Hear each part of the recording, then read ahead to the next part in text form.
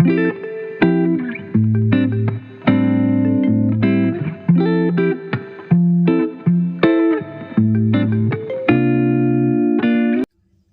merasa kehilangan motivasi sehingga membuat kita malas melakukan suatu pekerjaan? Terkadang konsentrasi pun bisa ambyar. Kira-kira apa ya penyebabnya? Yuk kita cari tahu. Otak manusia merupakan struktur paling rumit di antara makhluk hidup lainnya, memiliki peranan yang sangat vital. Otak berfungsi sebagai koordinasi gerak secara sadar maupun tidak sadar, membentuk pola tingkah laku, mengatur makan, minum, seks, interaksi sosial, dan proses belajar. Otak terdiri dari bermiliaran neuron yang saling berhubungan dan berkomunikasi. Komunikasi antar neuron dengan menggunakan substansi kimia yang disebut dengan neuron transmitter. Neuron perlu distimulus terlebih dahulu agar menghasilkan impuls listrik yang disebut dengan potensial aksi. Potensial aksi ini akan bergerak ke terminal akson, lalu di terminal akson akan terjadi namanya pelepasan neuron transmitter ke celah sinapsis.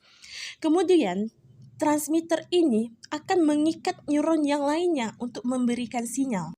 Guys, tadi sudah kita simak mengenai mekanisme hubungan komunikasi antar neuron.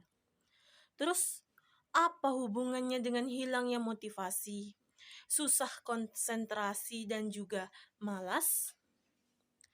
Begini penjelasannya. Neuron transmitter adalah substansi kimia yang berfungsi untuk komunikasi antar neuron di dalam tubuh kita. Jenis-jenis neuron transmitter itu sangat banyak. Salah satunya dopamin. Dopamin merupakan bagian dari neuron transmitter monoamin dan juga berfungsi sebagai hormon di dalam tubuh kita. Selain berfungsi sebagai hormon, fungsi dopamin yang lainnya ialah 1. Dapat mengatur gerak, 2. Dapat mengatur kognisi dan konsentrasi, 3. Dapat mengatur emosi, dan yang keempat, memunculkan rasa motivasi di dalam diri kita. Dopamin inilah yang menimbulkan rasa keinginan di dalam diri kita, sehingga muncullah rasa motivasi untuk meraih keinginan tersebut. Dapat dikatakan bahwa dopamin yang mendorong rasa motivasi itu keluar dari diri kita. Apabila kadar dopamin rendah di dalam tubuh kita, yang akan terjadi ialah kita akan susah berkonsentrasi, hilangnya motivasi, dan malas tidak tertolong lagi. Bagaimana ya transport dopamin di dalam tubuh kita? Berikut ulasannya.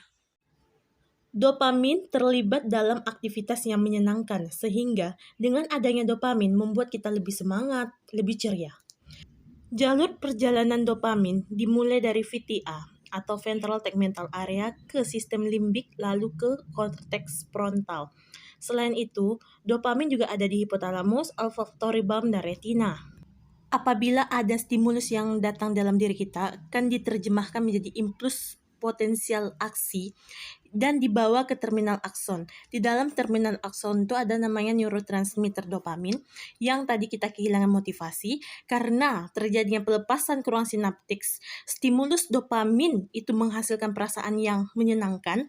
Dopamin kemudian dikeluarkan dari celah sinaptik dan diangkut oleh neuron transmisi khusus yang disebut transporter dopamin. Cara meningkatkan dopamin tanpa obat-obatan: mendengarkan musik instrumental, rajin-rajin berolahraga, berjemur di matahari pagi, makan makanan yang bergizi dan berprotein tinggi seperti daging, telur, dan lain sebagainya. Tidur dan istirahat yang cukup serta bermeditasi merupakan cara terbaik untuk meningkatkan dopamin.